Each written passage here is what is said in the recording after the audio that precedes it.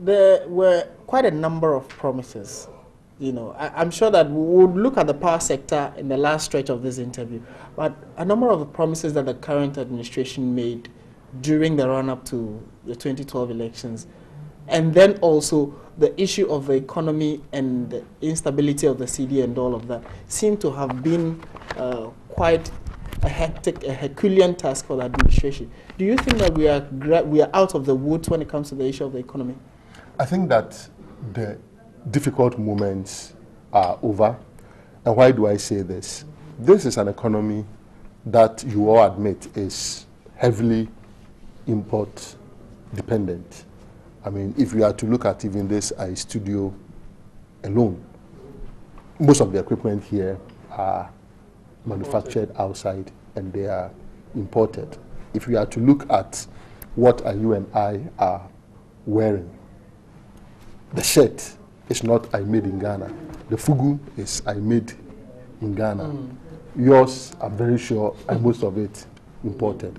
And that is why the president has prescribed the most appropriate solution, which is transforming the structure of the Ghanaian economy. In transforming the structure of the Ghanaian economy, we need to invest strategically in the things that we consume here. And how is he going about that? If you are to look at the Commander Sugar Factory project, for instance, the president clearly has embarked on an initiative, and this is when they were inspecting the damming of the Commander Sugar Factory, how it will look like, and all that. That is one. In 2016 and 2017, we are likely to be growing between 7 and 9%, and all are very heartwarming indications. Let's face it, in 2016, which is just a few days away, we are going to have a second FPSO come in, and that is the FPSO at Amels, which will come in and also begin the production of some hydrocarbons, and that is the FPSO at Amels. And you clearly will appreciate the fact that there's no investor who will spend money to build an FPSO if they are not seeing something good at the 10 fields. So that in itself is going to add some additional. We have just a few minutes to wrap up. Two quick ones. The issue of corruption. Yeah. Clearly, this government has also been at the receiving end of all criticism and insults for your fight and willingness against the Corruption Act that has been severally discussed. Do you think that you've won or are winning the fight against corruption? And in so doing, how do you justify that? If you are to look at interventions pushed by His Excellency the President in fighting corruption, one, the fact that all stakeholders are needed in effective and efficient fight against corruption. What has he done about that? The National Anti-Corruption Action Plan, which was approved by Cabinet, is being implemented. And just about 3 or 4 weeks ago, there was the first review, which has been done. The next thing has to do with institutional strengthening and all. Is the president ensuring that institutions are strengthened? If you take the legislature, the job 600 has been completed. If you take the courts, this is one such example. The ultra-modern court complex for the judiciary, that has also been completed. If you are to look also at specific examples, the National Service Scheme issue, it is not like the president was sitting somewhere and a journalist went and said, Mr. President, this is what is happening at National Service. He got wind of it, authorized an investigation into it himself. The president authorizing the investigation into it. As we speak now, monies are being refunded, prosecutions are ongoing. And so, if you are to look at it from the viewpoint of a holistic plan to deal with it, NACAP, the National Anti-Corruption Action Plan, which is a 10-year plan, running from 2014 to 2024. is in place by, and is by being effect, because you implemented have, by all stakeholders. you have these the key institutions are in being place. strengthened, and then on specific cases also actions are being taken. I don't know whether I have the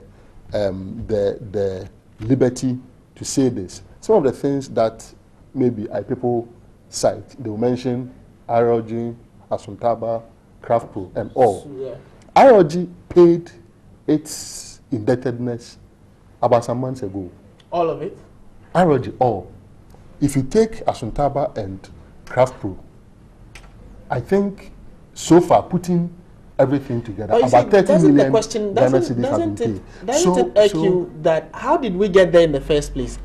Yes, but then that is where the question really lies. Then, we didn't seem to but do then, due process. in looking at how we got there, how do you blame President Mahama for it? Tell me. Buck stops with the president. No. Even we are signing contracts. So far, it is the state money. In looking at how we got there, how do you blame President Mahama for it? Mr. When did President Mahama become president? When did President Mahama become president? No, under his administration. You are interested in looking at how we got there. If you are interested in that, how do you blame President Mahama for the sale of the drill ship and its associated over $1 million that as of now the state I cannot trace, and government is how about the ones like the RLG and stuff you mentioned? They were under the current NDC administration, but they were not initiated when President Mahama was a president. He was vice. So please, if you want to judge President Mahama, let's be very fair. Let's be very fair. Let's be very, very fair. How do you blame President Mahama for the sale of the drill ship that as of now we can find over $1 million, and he has said that look, judgment debts must not be contextualized. We are not looking at just within political parties. How about the branding of the buses and all? The branding of the buses. Fine. Now the test. It happened under his administration. When the issue broke out, in a matter of less than 1 week, you have seen the series of events that have taken place. So then it goes back to my first question of how did we get there in the first place? Why did we allow ourselves to get there in the first place of now having to investigate and reclaim monies? In an institution such as the human institution, run by fallible men and women, and I'm sure you experience it here even at TV3, you will sometimes ask, why did this happen, why did that happen? But are you going to spend all your time looking at why this is not at that place at TV3 and if it is becoming too many. What too many? You'll not even be able to support it with concrete examples, so don't even go there. I'm saying that how do you test? For instance, we have this branding buses. We have the Ameri issue, which is also being discussed. Don't be a subject. The car power. I don't want us to go up, but I'm just saying that your problem, under his presidency, your problem is a number of issues have come up for discussion. One of which is like this branding buses, and I'm asking yes. Is it that we are losing sight of a certain vigilance for which reason we hit and then now come back to want to reclaim? Let me test your understanding of this issue that we are discussing. Which issue? You mentioned Ameri. No, I am asking questions here, but we try to put it in perspective. It looks like when a desperate opposition political party throws anything out there, then that also becomes part of the package. Then you list them. Because you've mentioned Ameri. What about Ameri? If I ask you, what about Ameri? You've mentioned car power. What about car power? What about car power points to corruption? You get it? I'm asking you. The issue comes into context. So let me discussing. No.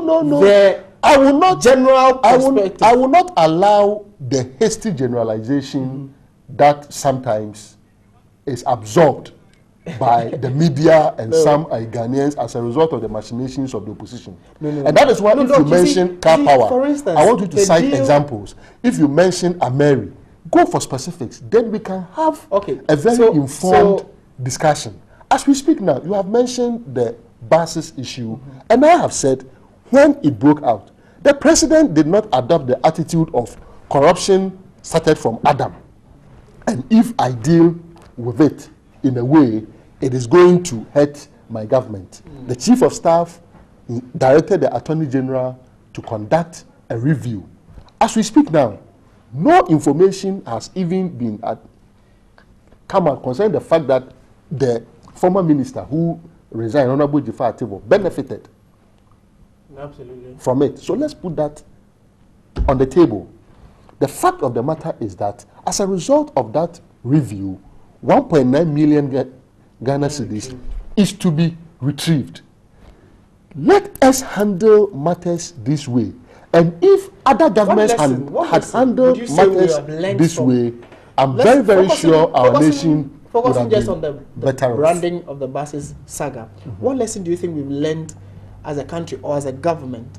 The lesson here is that there is a government that is ready and willing to deal with corruption decisively, unlike some government that we have had in the past. And that government must be encouraged to continue on that path and even do more. Okay. We are just wrapping up then. We actually overrun the time. Dumso has lots of the questions we have focused on Dumso and some other issues relating to the presidential press corps and issues about money. But to start with, or in conclusion, what would your rating of the current administration be on a score of 0 to 100? What would you say what mark would you give yourself? If you want to assess everything inclusive, from the economy to power to health to education, and if you want to assess the current administration, I urge you to look at a few of the projects that we have captured in this book, and you will appreciate the extent to which you have worked. This theater, okay, has a wonderful story that I'm sure for a want of time I will not be able to narrate. Okay, so for me, this is the car power ship. If you want to assess this administration, this is the Kum thermal power plant. This is the Atuabo gas processing plant. Several other solar. Okay, this is the Kotoka International Airport, and Otramodi, E-gates, and all that. And so for me, this is significant progress made. There is still more to be done, but in doing so, we will not lose sight of the fact that we also have to protect the peace, stability, and security of this nation, particularly as we move into an election year. Absolutely. And His Excellency the President has been very particular about that. For those who raised questions with regards to IDUSO, I think it's only fair that I also speak to it. Like I have always said, we do appreciate the difficulties that we have all gone through over the period. Let's face it, even if you are using alternate source of power, that is a generator or a whatever, whether you are purchasing petrol or diesel, it's additional expenditure. So we do recognize that. And I would say that we are thankful that we have been able to work together, notwithstanding all the bad words that sometimes came out in certain quarters. But together as a nation, we are closer to the solution than ever before. Let's face it, the Ameri power plant, we are not talking about it is coming, it's in. The car power badge, it is in, and ramping up to the maximum capacity of above 200 megawatts. You look at the Sunon Asogli first part of the second phase, that's about 180 megawatts. That is also being worked on, and in few days or maximum few weeks time, that will also come on stream. The Cone thermal power plant, that has also been completed, and also these are all concrete steps that have been put in place by His Excellency the President. Yes, and so for me, I am particularly hopeful that, as the President said, he's not going to manage, and he has not been managing it as we have had in the past, because if he only managed it, we are living. You heard the Ghana Meteo gentleman talking about the relative humidity and all that. I'm very sure if you also engage them, they are part of the Ministry of Communication, they will let you appreciate how, as a result of industrialization, the amounts of carbon dioxide, methane that have gone into the atmosphere and has reduced the Earth's albedo, leading to climate change, El Nino effect on hydroelectric dams and all that, how we are having to reduce the generation capacity of the Akosombo Dam, that of the Bui Dam and the Kong Dam and all. What that means is that in fixing the problem, you must do more than what previous governments did. Otherwise, you may just be looking at what the total capacity of the nation is as of now, without even taking into account the negative effects of climate change and all. Right. And that also brings in the issue of cost. We know that there's a lot more to talk about, but you didn't give me the rating. I gave you the rating. No, you said we should read the book, but I gave you the rating. Give me a figure.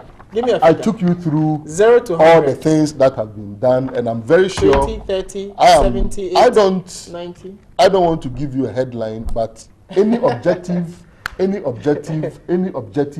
observer of all these significant. So this has become the Holy Bible all these, going into 2016 for NDC. Don't engage in blasphemy. This so it's more like as we said here at the section of the foreword, okay, we were very clear that this is our collective effort. It's the collective achievement of everyone. But we clearly stated the content of this book is not exhaustive. It catalogs a summary of President Mahamad's achievements. The remarkable progress highlighted gives a clear indication of the president's commitment to changing the lives of Ghanaians and transforming Ghana. Okay. We'll have to leave it there for now. We thank you very much for passing through. Welcome. And thank you very much for the opportunity. Yes. Afisha once again. I think commenting here. Afisha Sena and Afisha Sena, I President Mahama is I preparing for his I swearing in to I begin his I second term. Inshallah. Okay. All right. So we'll be speaking with the Communications Minister, Dr. Edward Omane-Boamah. He joined us to review 2015 and put it in perspective as we inch closer into the new year and then also an election year. And you heard him. I've seen your questions and your positions. Thank you for sending them in.